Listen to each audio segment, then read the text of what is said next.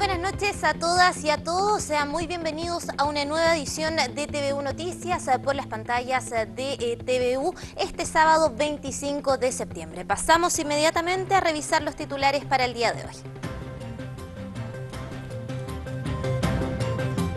En diciembre y por 10 meses estará cerrada la Plaza de la Independencia en Concepción, ya que comenzarán las obras de mejoramiento y reparación tras los daños que sufrió este lugar en el estallido social.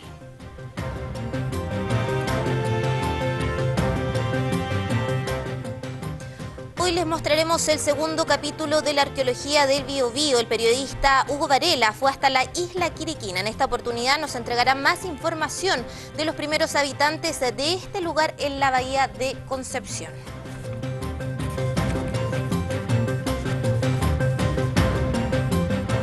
Como ya se lo anunciábamos en los titulares, desde diciembre y por 10 meses estará cerrada la Plaza de la Independencia. ¿Por qué? Porque comenzarán justamente las obras de mejoramiento y reparación, un proyecto de conservación, bien digo, de este lugar tras los daños que se sufrieron durante el estallido social. ¿Qué va a pasar con los trabajadores que utilizan este espacio a diario? Los detalles en la siguiente nota. Fue tras el estallido social que la Plaza de la Independencia en Concepción no quedó en las mejores condiciones. A la fecha, este lugar tiene baches y partes encementadas que en cierto modo obstaculizan el adecuado tránsito peatonal. Una situación que cambiará, y es que ya está confirmado, en diciembre comenzarán las obras de reparación. Que va a ser la intervención de toda la plaza, su conservación, también su mejoramiento, manteniendo sus árboles, mejorando el mobiliario, mejorando también las baldosas, agregando rutas podotáctiles para hacer una plaza más inclusiva, y a eso se va a sumar una segunda etapa, que es el mejoramiento de las aceras que están en la circunvalación de la plaza. Estamos buscando hacerlo de la mejor manera posible para que no afecte el tránsito diario de las personas, entendiendo de que es una intervención que debe hacerse para mejorar el centro penquista. Obras que no estarán finalizadas antes de los 10 meses, es decir, para octubre de 2022, la ciudad penquista contaría con una renovada Plaza de la Independencia. Y va a estar aproximadamente en ejecución por 10 meses, o sea, casi todo el año 2022. Esto va a permitir mejorar el acceso universal que tenemos en la plaza, que va a permitir también entregar mayor seguridad para adultos mayores que la usan, todo lo que es el tema mobiliario, etcétera. Entonces, es un trabajo que se estaba realizando incluso desde antes del estallido social y que después, bueno, con mayor razón se justifica poder generar esa inversión ahí. En primera instancia, la plaza estaría totalmente cerrada mientras duren las obras. Pero, ¿qué pasará con aquellas personas que ocupan este lugar para trabajar? Nos referimos a los lustrabotas. Hay algunos que llevan más de 45 años en el centro penquista y que tienen a sus fieles clientes que siempre los buscan en alguna de las bancas de la plaza. Por ahí en la entrada de la Galería Alessandra me instalaría porque muchos años atrás, cuando han arreglado la plaza varias veces, la van cerrando por parte. Entonces ahí nosotros los vamos corriendo. Pero si la cierran todo de un viaje, me gano al frente nomás. No sería mayor problema, creo. No, para mí no, porque yo tengo harta clientela, entonces los clientes yo les estaba avisando y me van a buscar. Los lustrabotas no se harán problemas, buscarán otro espacio cercano, pero no dejarán de trabajar. Y es que están contentos que comiencen las obras de mejoramiento. Así también otro personaje conocido de este lugar, el fotógrafo que ha retratado a generaciones de niños en su caballo de madera, con más de 40 años en la plaza, también buscará otro espacio en los alrededores.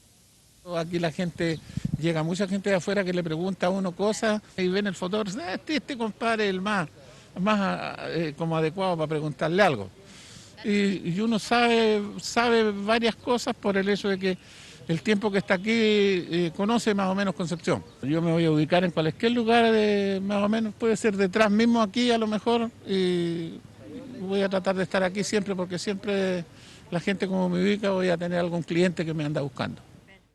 En tanto, desde el municipio indicaron que se reunirán con quienes utilizan la plaza para trabajar antes de que comiencen las obras en diciembre.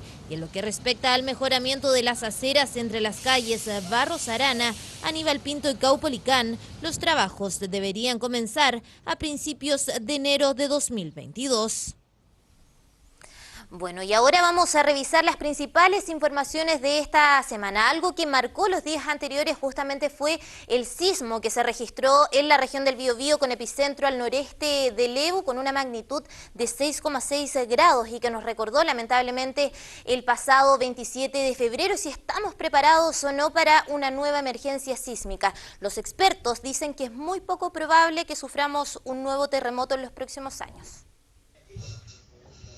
Son registros de redes sociales del momento exacto del sismo de 6.6 grados Richter de esta mañana, a 150 kilómetros al noreste de Lebu. En la capital regional, a 16 pisos de altura, se vivía así. Nuestro primer temblor. ¡Wow! Los penquistas, en su mayoría, percibieron el sismo, que nos hizo recordar que debemos estar siempre preparados para una emergencia telúrica. Pero la población, ¿tiene un kit básico para este tipo de eventos? No, yo creo que nunca está preparado. ¿Y en su casa tiene algún kit de emergencia, agüita, linterna? Nada. No tengo nada. Con suerte andaba con el teléfono. Pero siento que sí, se perdió. Hay que estar preparado, pero se lo olvida. Se lo olvida. Pero yo le digo a veces a mi esposa, bueno, juntemos este otro y cualquier cosita, así que preparémoslo. No estamos preparados todavía porque estamos más preocupados de la pandemia más que nada. Y es que ha pasado solo un poco más de una década desde el último gran terremoto en Chile, que tuvo epicentro en Copquecura y que afectó principalmente a Concepción y Talcahuano.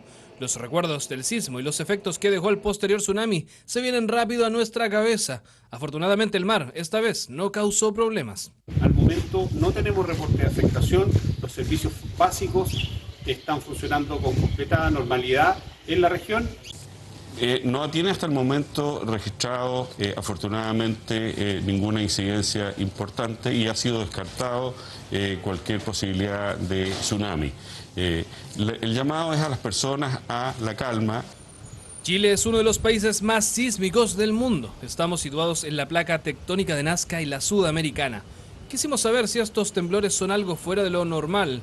Hablamos con el geólogo y académico de Ciencias de la Tierra de la UDEC, Andrés Tazara, quien nos comenta que el área alcanzada por el sismo de este martes es de casi 10 kilómetros por 10 kilómetros. El del 2010 afectó una zona de 500 kilómetros de largo. Claro, ayer hubo un 5.1 y previo a eso algunos 4 y tantos perceptibles, digamos, y es una secuencia sísmica que viene en evolución, la verdad. No es fácil decir si terminó con ese 6,6 o ese 6,6 es parte de una secuencia que va hacia una magnitud mayor. Están ubicados todos estos sismos en un sector que está prácticamente al centro del área de ruptura completa del terremoto del 2010.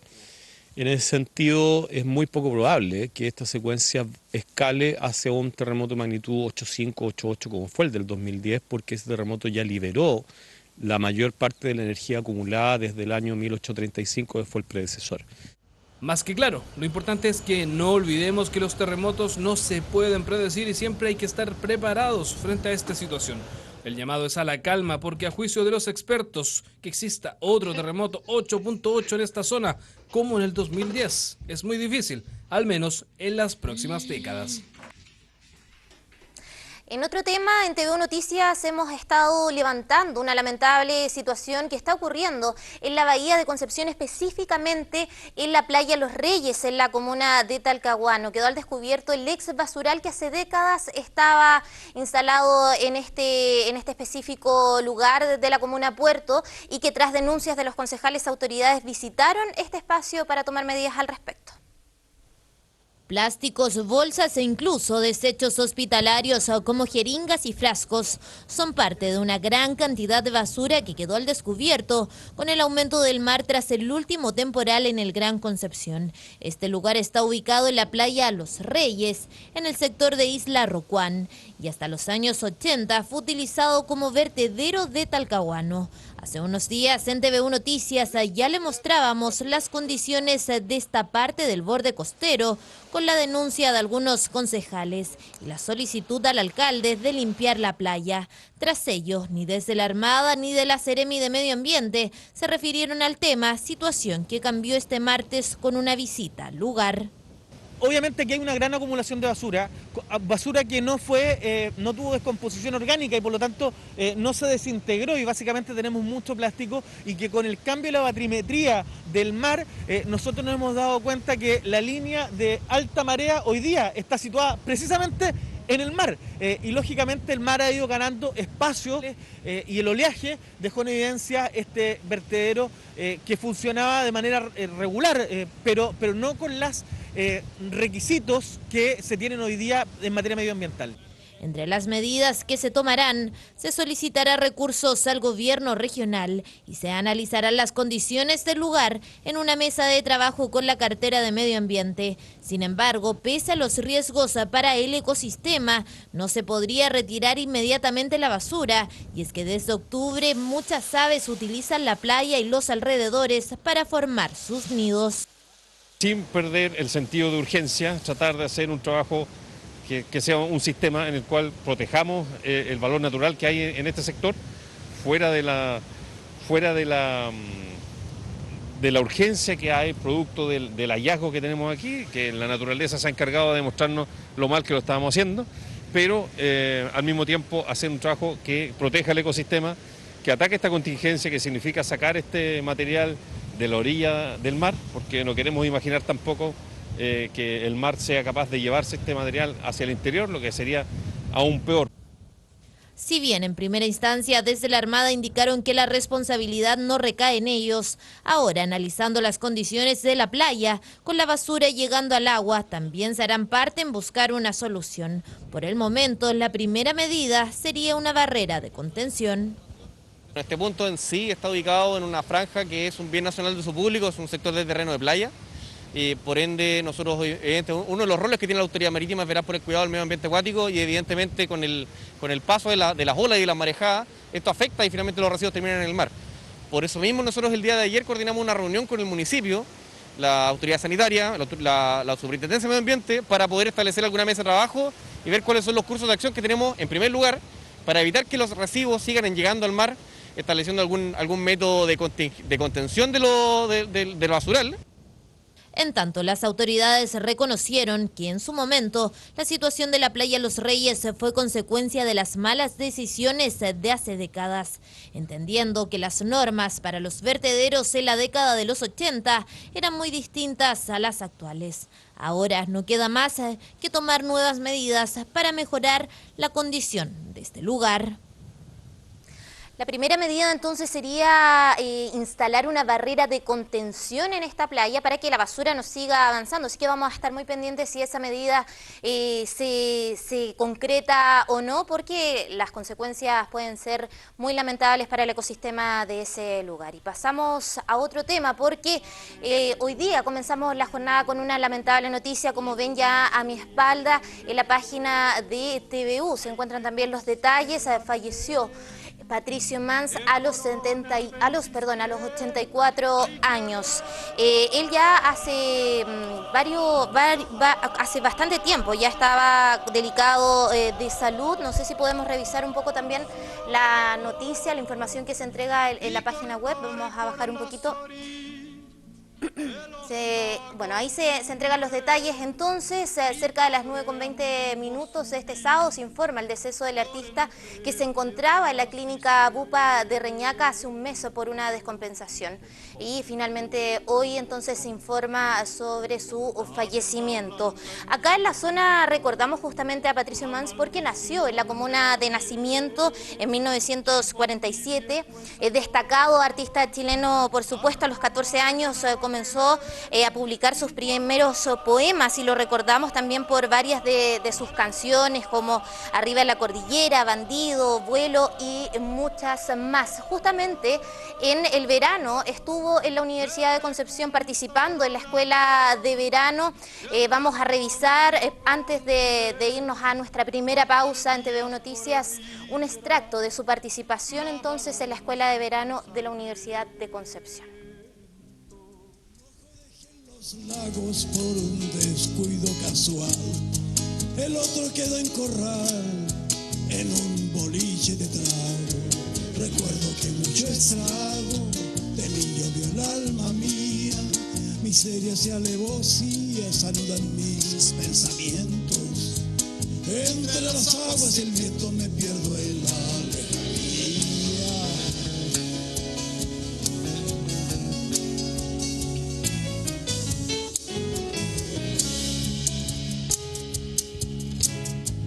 Mi brazo derecho blanco quedó, señores oyentes. El otro por San Vicente cayó no sé con qué fin.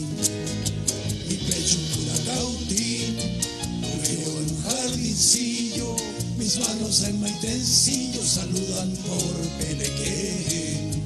Mi boca en Pelequén sopla sobre un carabillo.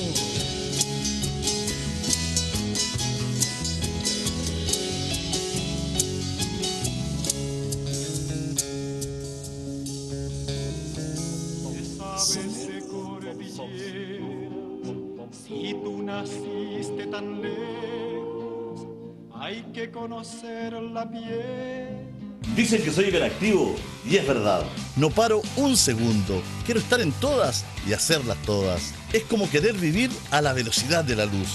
Por eso necesito estar siempre conectado y por eso elegí Mundo. Porque con Mundo puedo reunirme online, puedo entretenerme, jugar, postear en mis redes, chatear, hablar con mi familia y mis amigos. Por eso elegí Mundo, porque son expertos en fibra e hiperconectividad.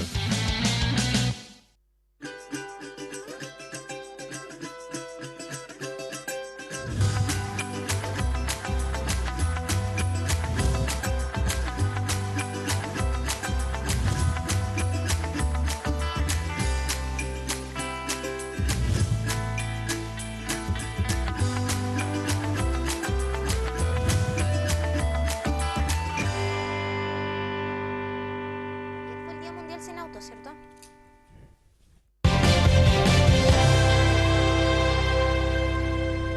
Ya estamos de regreso en TVU Noticias y fíjense que ayer fue el Día Mundial Sin Auto y el periodista Hugo Varela entrevistó a Juan Antonio Carrasco del CEDEUS de la Universidad de Concepción, un especialista, para preguntarle si es efectivo o no tener un Día Mundial Sin Auto. Vamos a conocer los detalles.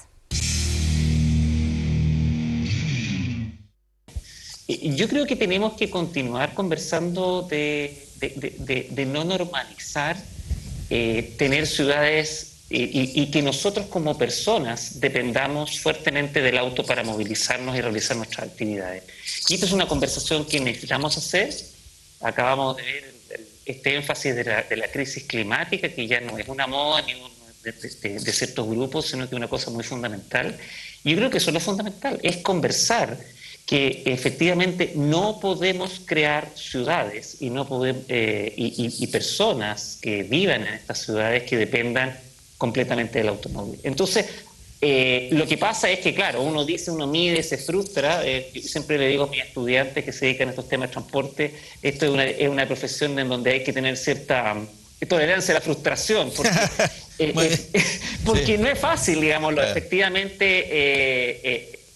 Pero por otra parte es muy relevante no normalizar la necesidad que tenemos de movilizarnos a todas partes con autos. Yo siempre digo, este no es el día, no estamos hablando de una ciudad sin autos o de que el auto no lo podamos usar nunca, sino que es del uso racional del auto y de la no dependencia del auto. Yo creo que esos son los dos ejes claves que son los claves de conversar y de empujar. Y en ese sentido, ya una conversación como esta es precisamente lo clave de este tipo de campaña. La pandemia no ha sido precisamente funcional a todo lo que estamos hablando. ¿Por qué?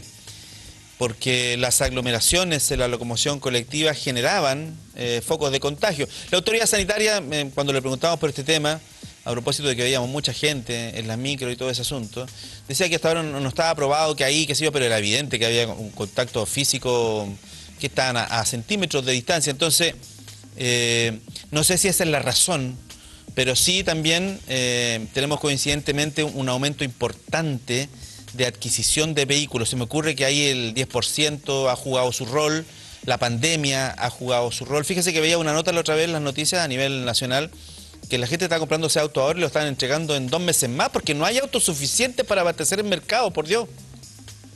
No, es impresionante. Efectivamente, yo creo que la pandemia, es bien especial esto de la pandemia, porque por otra parte ha generado un escenario en donde mucha gente ha valorado lo local, la posibilidad de tener libertad de caminar, de moverse y de, por ejemplo, realizar actividades más cerca. Yo creo que, a ver, efectivamente hay una tendencia muy importante a la adquisición de automóviles. En ese sentido, es cierto que el 10% ha jugado un rol, es cierto que también el miedo al transporte público. Yo coincido con que efectivamente el transporte público es más seguro que en muchas otras situaciones, pero efectivamente es una condición de riesgo y percibida como condición de riesgo por muchas personas. Pero aquí el problema me parece que es otro, o sea, es que no podemos tener ciudades que dependan completamente del automóvil.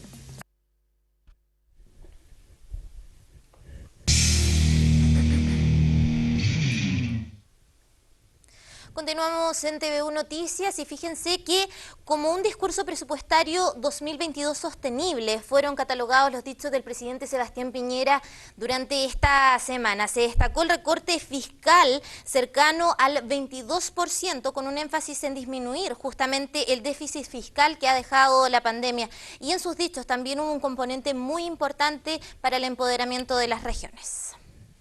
El presupuesto para el año 2022 será el presupuesto para un desarrollo inclusivo y sostenible de nuestro país. Inclusivo, porque prioriza las principales necesidades de la ciudadanía, como salud, empleo, educación, seguridad. Y sostenible, porque fortalece la inversión, la capacidad de crecer, recupera los equilibrios fiscales y macroeconómicos y protege el medio ambiente y la naturaleza.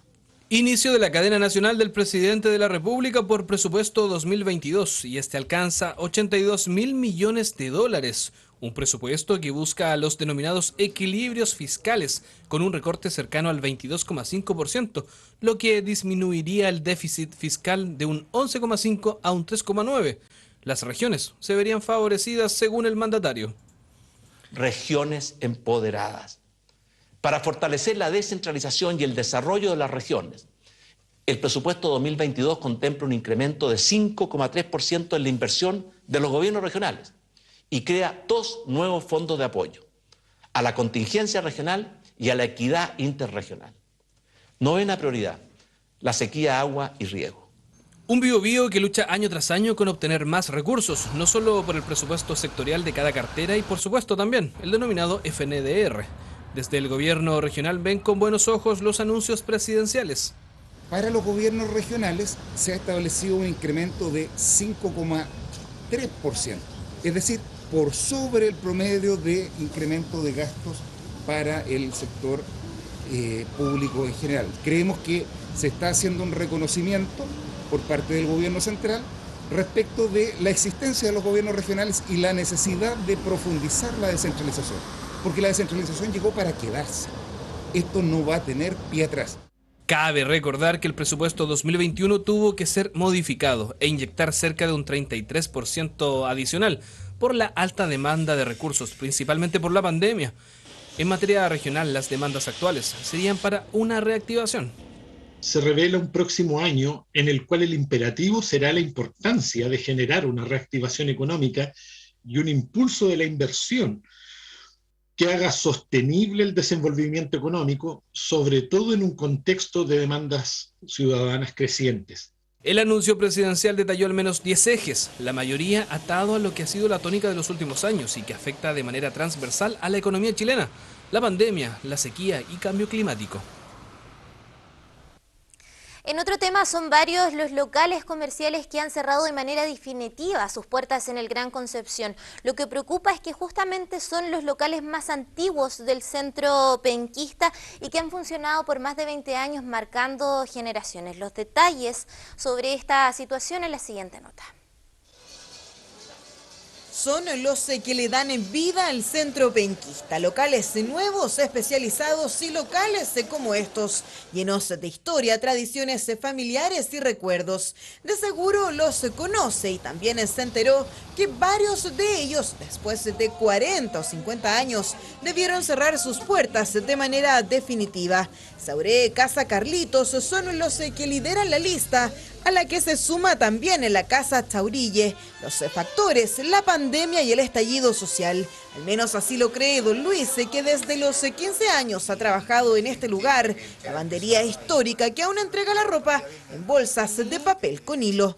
Lo que pasa es que yo pienso que los arriendos, el precio de los arriendos y todo eso también fue matando los negocios, la poca venta y todo el tiempo que primero hubo que tener cerrados los locales en el centro cuando vino el estallido social y después vino al tiro la pandemia, entonces eso empezó a matar todos los locales. Sin embargo, hay quienes se consideran que las malas administraciones han llevado a varios locales emblemáticos a bajar la cortina. Don Oscar también partió a sus 14 años en este lugar, conocedor de los comerciantes y también de la historia de los locales, donde asegura que el traspaso de negocios entre familiares y externos sería el factor de sus cierres.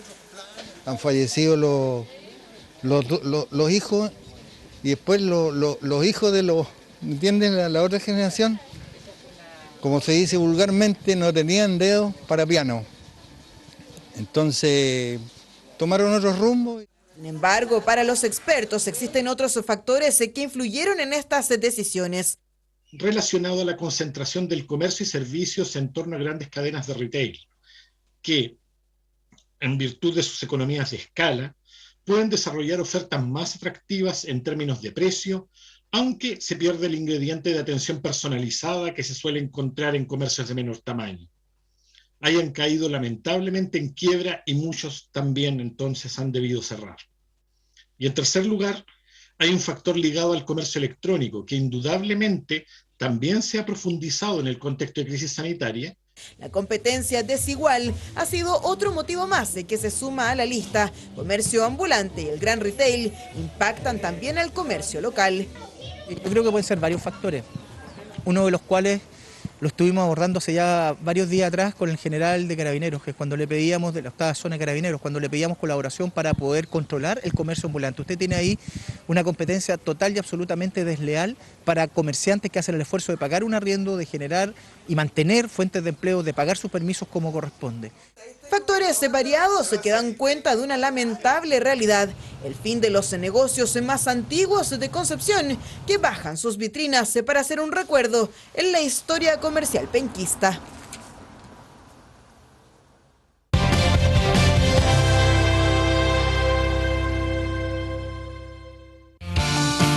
A las 9 de la mañana comenzamos nuestra programación con Tu Matinal, siempre juntos.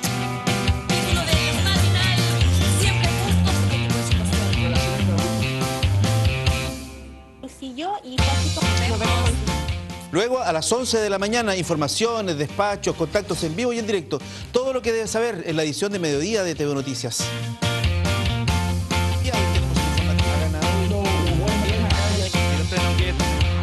A las 14:30 horas nos encontramos en la comunidad del contenido.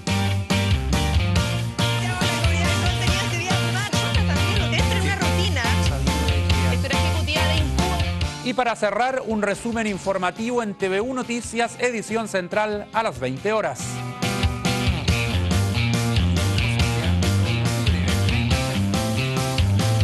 Hasta mañana.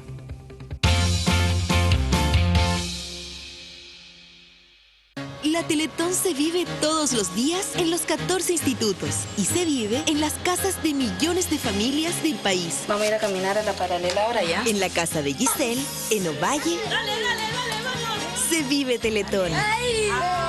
1, vamos, hagamos 10. En la casa de Dante, en Colina. 2, vamos. Se vive Teletón. Vamos a flexionar tu piecito, ¿ya? 1, 2. En la casa de Axel, en la isla de Chihuahua. Derechito nomás. Se vive Teletón. Pasa para este lado, ¿ya? Para acá. Y en la casa de los que se motivan, como la señora Olga, en Puerto Montt, también se vive Teletón. La Teletón se vive este 3 y 4 de diciembre y todos los días.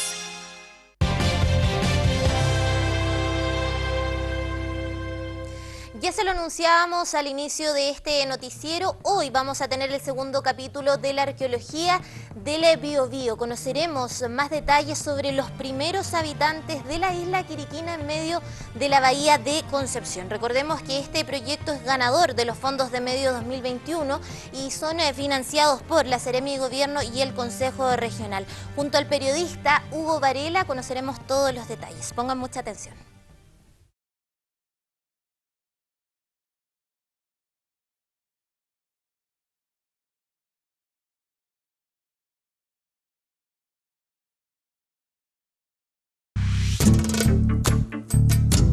En la arqueología del Biobío queremos conocer la historia larga de Chile. No esa que nos enseñaron y que comenzaba con la llegada de los españoles, sino aquella que da cuenta de la presencia humana en esta zona desde hace 5.000 o 6.000 años atrás. En el primer capítulo ya contextualizamos y estuvimos en el sitio Bellavista 1. Hoy queremos visitar el Museo al Aire Libre o el sitio arqueológico más grande de la región del Biobío, la isla Quiriquina. Esta posición insular, ubicada en medio de la bahía de Concepción, estaría completamente cubierta de sitios arqueológicos. Eso es al menos lo que nos han dicho y queremos comprobarlo. Todavía no son las 6 de la mañana con 30 minutos y ya vamos rumbo a la base naval de Talcahuano. Ahí nos van a estar esperando para llevarnos a la isla Quiriquina. Es un viaje que hemos planeado con bastante anticipación. La isla tiene 422 hectáreas, está a 11 kilómetros de Talcahuano, un largo de 5,5 kilómetros y un ancho de 1.500 metros. Hoy está bajo la administración de la Armada de Chile y en particular de la Escuela de Grumetes Alejandro Navarrete Cisternas. La isla tiene una gran historia. El primer naturalista en visitarla fue el mismísimo Charles Darwin en marzo de 1835. Ya entonces describió los grandes conchales que hoy esperamos conocer en persona. Antes de Darwin, el gobernador García Hurtado de Mendoza en 1557 vivió una odisea en la isla. La autoridad española, pese a todas las recomendaciones, se embarcó con destino a Concepción en junio de 1557. Pleno invierno. Debido a las pésimas condiciones meteorológicas y a la imposibilidad de desembarcar en Penco, debió quedarse en la isla Quiriquina varios meses, donde tuvo que enfrentarse a grupos de indígenas que sencillamente no querían aceptar sus órdenes. Por todos estos antecedentes, Zulema Seguel resolvió a mediados de los años 60 que la isla fuera uno de los primeros lugares a estudiar. Aquí, el equipo de la primera arqueóloga del Biobío estuvo en 1964 y georreferenció algunos lugares. Hoy queremos reconstruir en parte esta historia. Nosotros tomamos y prospectamos durante 2-3 años todo el sector del Maule, Itata, Andalén, Biobío hasta Arauco. Y empezamos a detectar entonces en las islas los conchales en altura. Entonces iniciamos, digamos, investigaciones, por ejemplo, en la isla Quiriquina. Nuestro primer campamento con los alumnos que estábamos, 65, 66, 67, etcétera, hasta el año 70, ¿no? Prospectando toda esa área.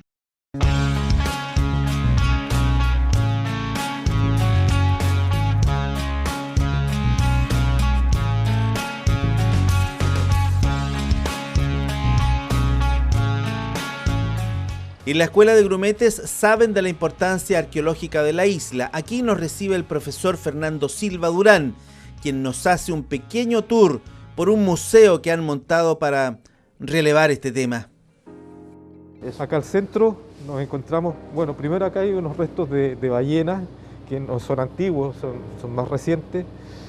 Y aquí, en esta parte, nos encontramos con elementos que son propios de los indígenas que habitaron aquí la isla. Sí, yo he visto varias de estas cosas ya. Esto, por ejemplo, son evidentemente pesas. Lo que pasa es que ahora los veo convertidos en pesas como corresponde. Claro. Esa malla no es verdadera, supongo yo. No, esa malla es malla actual, es para representar cómo era lo que utilizaban los indígenas, que ellos hacían las mallas con elementos vegetales. Entonces la pesca que se practicó a nivel de cazadores-recolectores del 6000 hasta prácticamente el 1500 y bien entrada el tema también de la conquista, todavía habían cazadores-recolectores en la costa, eran esta pesca, fundamentalmente esta pesca con redes, pero a medida que las culturas fueron avanzando con la adopción de la cerámica y la agricultura, también fueron introduciéndose productos e influencias del norte, otros métodos de pesca, especialmente con anzuelos. Y esos anzuelos originalmente, al menos como se ha probado en la isla Mocha, fueron confeccionados en huesos de guanacos, ¿ya? Anzuelos en huesos de guanacos. Ya en esos registros hay, en los registros antiguos de la costa de la región del Biobío, hay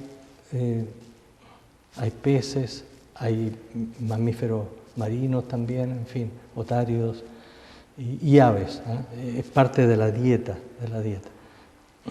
Pero elementos como eso, como las pesas, sí, era muy importante para la pesca.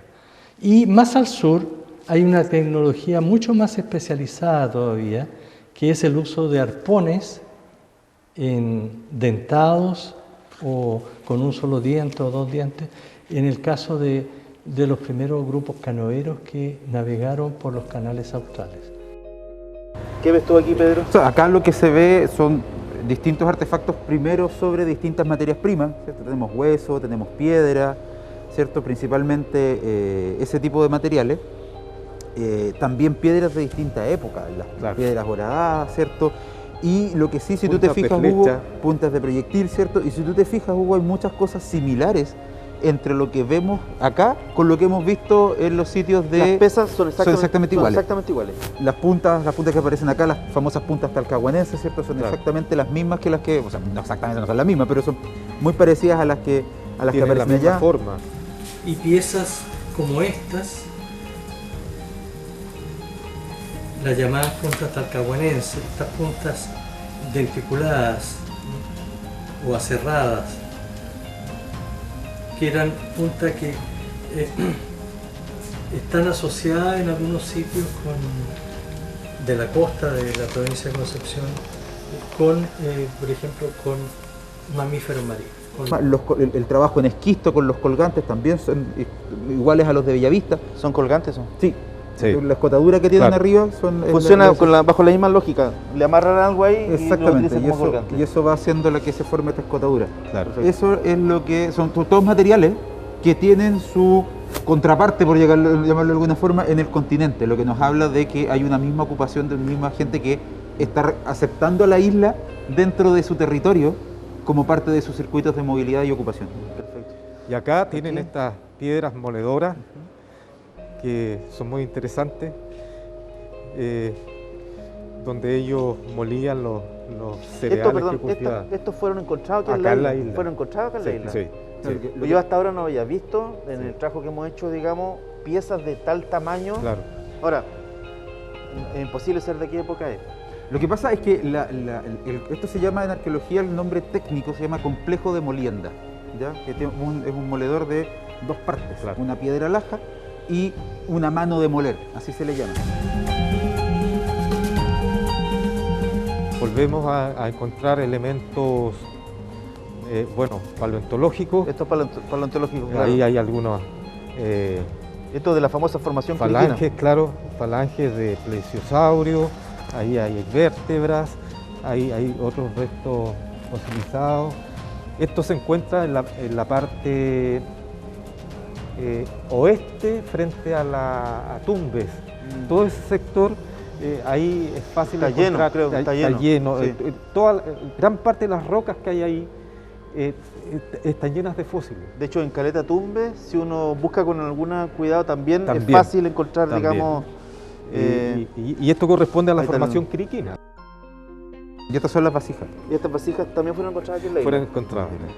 Aquí en una oportunidad, haciendo unas excavaciones para la instalación de alcantarillado, encontraron un resto humano, un ajuar funerario. Y dentro de ese ajuar funerario había restos de cerámica. Claro, y eso es muy propio del complejo del Vergel, que es del periodo intermedio tardío, claro, que calza con la fecha del 1150 después de Cristo. Y de hecho... ¿Esto es prehispánico? Esto es prehispánico, y de hecho son de esas, probablemente sean los antecesores de los indígenas que encuentra García Hurtado de Mendoza, claro, en 1557 cuando llega acá, porque él dice, y también lo dice Ercilla en la Araucana, que cuando llegan, la isla ya estaba habitada. En 1915, frente a las costas del archipiélago de Juan Fernández y en el marco de la Primera Guerra Mundial, se hundió el buque Dresden. Chile resolvió enviar a un grupo de 300 marinos alemanes a la isla Quiriquina. En rigor, los alemanes, aparentemente con mucho tiempo de ocio, fueron los primeros en hacer excavaciones. En estas fotografías, donde incluso se observa a un grupo de marinos cavando con palos, obviamente sin mucha técnica arqueológica, sostienen el cráneo de uno de los primeros habitantes de esta posición insular. Chile, al ser neutral, no los podía mandar a Alemania. Estos náufragos del Dresden, producto del hundimiento que se produjo en el archipiélago Juan Fernández, el gobierno decidió mandarlo aquí a la Quiriquina, y estos alemanes, estando acá, fueron encontrando mucha evidencia de presencia humana en la Quiriquina, y hay fotografías que demuestran eso con elementos pero valiosísimos. Lamentablemente, muchos de estos hallazgos no se quedaron en Chile. Esta fotografía da cuenta de lo que encontraron y de lo que se llevaron también a su país, Alemania. Ya estamos listos para iniciar nuestro recorrido. Antes, eso sí, una recomendación del Consejo de Monumentos Nacionales. Se constituyen como monumento arqueológico aquellas piezas, sitios, lugares que tienen un interés, la ley dice antropoarqueológico, y también incluye a los elementos paleontológicos, que si bien son de otro tipo, ¿cierto? Pero también los incluye la ley, ¿ya? Esos elementos quedan protegidos por el solo Ministerio de la Ley. Esa es una diferencia importante con respecto a otras categorías de monumento nacional, que se deben declarar mediante decreto. ¿Qué quiere decir eso? Que estas piezas que uno pudiese hallar, por ejemplo, en el marco de una excavación o producto de simplemente observarlas sobre la superficie, están protegidas y son propiedad del Estado. Ahora sí, comenzamos, pero no iremos solos. Tendremos escolta de la Armada de Chile, quienes también se mostraron muy interesados en aprender del pasado de la isla. No pasan ni 2 a 3 minutos de iniciada la travesía y de inmediato encontramos algo. Si te fijas, todos estos restos de conchas que hay probablemente sean de arrastre desde arriba. Que cayeron de arriba. Que cayeron de acá, ¿cierto? Y si nosotros intrusiamos un poquito aquí entre medio de la vegetación, podemos ver incluso un fragmento de cerámica. ¿Te fijas? Que lo vamos a dejar acá, obviamente. ¿Al tiro? Al tiro. Fragmento de cerámica que no habíamos visto en Bellavista. Y esto nos hace relación a lo que conversábamos recién con el profe Silva, ¿cierto? De que la isla tiene ocupación arcaica, pero también tiene ocupación más tardía, más nueva, entre comillas, ¿cierto? Y por lo que me da la impresión, el único lugar donde excavaron fue ahí. Este sitio es conocido como Las Vacas 1, también un conchal gigante en este caso. La expedición promete. Mientras seguimos caminando en búsqueda de más testigos de la presencia humana, hablemos un poco de los cazadores-recolectores. ¿Sabía usted que esta forma de sobrevivencia tiene más tiempo en la tierra que la propia agricultura? De hecho, hasta hoy existen personas que viven de la caza y de la recolección que la naturaleza les da. Entonces, la pesca que se practicó a nivel de cazadores-recolectores del 6000 hasta prácticamente el 1500 y bien entrada el tema también de la conquista, todavía habían cazadores-recolectores en la costa, eran esta pesca, fundamentalmente esta pesca con redes. Pero a medida que las culturas fueron avanzando con la adopción de la cerámica y la agricultura, también fueron introduciéndose productos e influencias del norte, otros métodos de pesca, especialmente con anzuelos. Y esos anzuelos originalmente, al menos como se ha probado en la isla Mocha, fueron confeccionados en huesos de guanacos. Y estas personas no solo recolectaban lo que les daba la naturaleza, eran capaces de resolver problemas complejos, como por ejemplo determinar qué lugar de la geografía habitar, o fabricar sus propias herramientas para facilitar sus actividades, como por ejemplo la pesca. Dice que está ahí, ¿ves? Tiene como una pequeña cintura que permitía por ahí pasarle los, no sé, hilitos el amarre que le llama él. Estamos hablando de gente que está adaptada para el ambiente marino. Gente que ya viene con un conocimiento, y todos los sitios que están en la desembocadura del Andalién, desde Cosmito, ¿cierto?, hasta la desembocadura del Andalién, nos habla de gente que conoce muy bien su espacio. Todo se reconfirma, por ejemplo, con hallazgos en otra posición insular del Biobío. Nos referimos a la isla Mocha, donde incluso se hallaron anzuelos hechos con huesos de animales. Aquí yo veo, bueno, un anzuelo más grande, un anzuelo más pequeño. Exacto. Imagino que es un anzuelo porque tienen la misma forma. Exacto. Estos eran punzones o agujas, sí, tal vez. Exacto, están fragmentados, por eso probablemente no tienen la parte superior, pero todos eran ocupados, o en su gran mayoría, para las facturas de vestimentas en cuero. Entonces tenemos utilización de las rocas como para fabricar herramientas, los huesos también ahora. Claro. Los huesos son todos muy finamente pulidos, la mayoría son de cetáceos, ¿cierto? Y que hasta el día de hoy todavía migran por frente a la costa de Corfo Arauco. Sigamos en nuestro camino por la isla. Poco a poco vamos afinando el ojo. Ya puedo hacer mis propios descubrimientos arqueológicos, como esta piedra trabajada que encontramos en lo que se conoce como el sitio El Molino. Esta piedra es una raedera con filo vivo y servía para separar el cuero de la carne o la carne de la grasa. De sacarle filo ni nada. ¿Cómo se llama? Estas son una lámina técnicamente. Cerca de ahí otro hallazgo en un perfil que queda al descubierto tras hacer este camino. Y las ollas, por ejemplo, que son cerradas, ¿no se decoran por dentro? Mira la deducción que hacen, ¿cachaste? ¿No? Esto funciona como lo que se denomina, si estuviéramos en el continente, esto sería un avistadero. Acá la lógica es la misma. Tú podéis ver todo lo que pasa allá, que es lo que está pasando en el mar. Cuando García estaba en Mendoza, lo más probable es que lo hayan visto llegar. ¿Te fijas? Y por eso ellos van a buscarlo. Y acá tú podéis ver si hay desplazamiento de especies marinas. No sé, me imagino que deben haber ballenas por acá en algún minuto. Entonces las ven. ¿Te fijas? Entonces, de nuevo, es una gente que conoce muy bien su espacio. Y que sabe estratégicamente, porque aquí, fíjate, tenéis control del espacio hacia el oriente, hacia el poniente y hacia el sur. Todo desde un mismo lugar. Alto. Es alto, no te preocupáis de que de inundaciones, de marejadas, de terremotos, de tsunami, nada. Estáis acá instalados y estáis súper protegidos. Y está lleno de cerámica por todos lados. Y por lo más probable es que este haya sido un sitio habitacional importante. Durante todo el recorrido encontramos cerámicas. La isla no defrauda, es un sitio efectivamente al aire libre.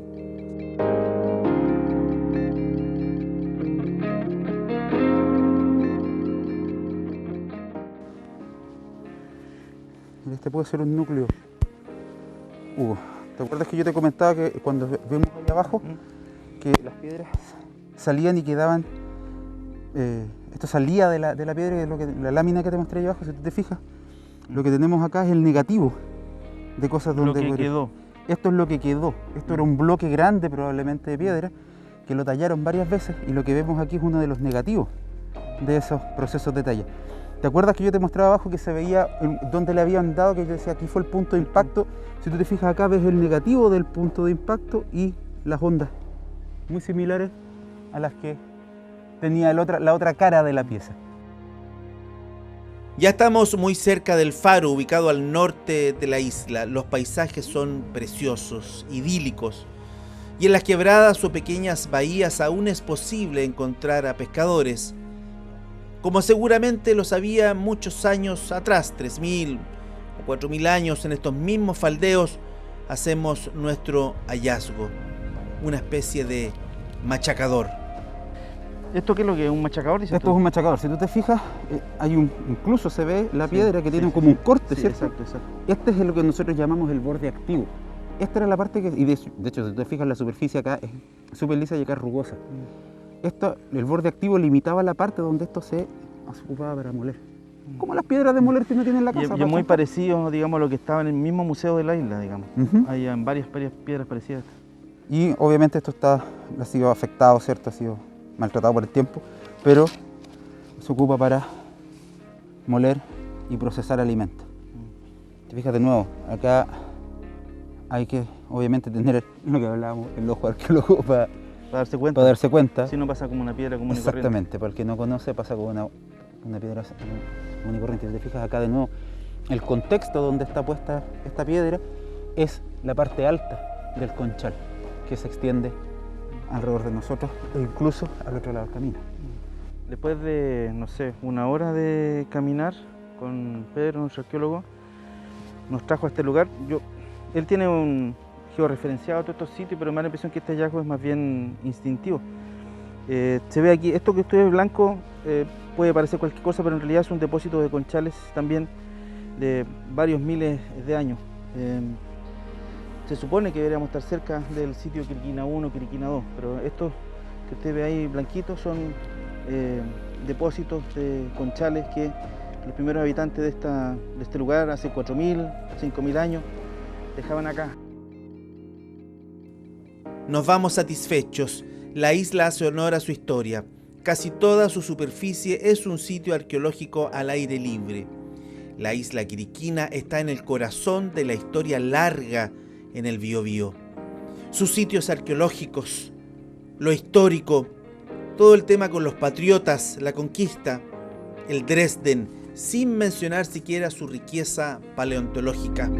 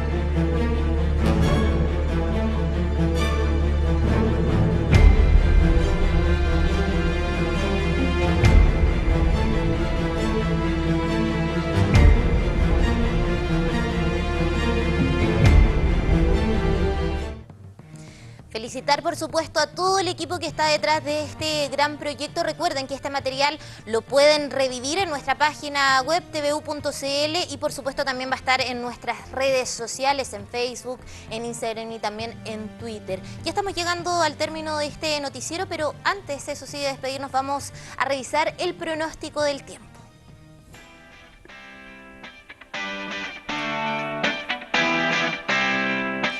Concepción, este domingo esperan 7 grados la mínima y 16 la máxima. Para el día lunes, 6 grados la mínima y 18 la máxima con un cielo despejado. Igual el día martes, un cielo despejado con 6 grados de mínima y 18 de máxima. En Los Ángeles, un domingo soleado con 6 de mínima y 18 grados de máxima. Para el día lunes, 4 grados de mínima y 20 de máxima con un cielo despejado. Y el día martes, 4 grados de mínima y 21 de máxima, igual con un día soleado. En Lebu, para este domingo, 7 grados la mínima y 16 la máxima con un día despejado. El día lunes también despejado con 6 grados de mínima y 18 de máxima. Y para el día martes se repite, 6 grados de mínima y 18 de máxima. Y así ya estamos llegando al término de este noticiero. Recuerden, eso sí, que nos reencontramos el próximo día lunes. Que estén todos muy bien y que tengan un muy buen fin de semana.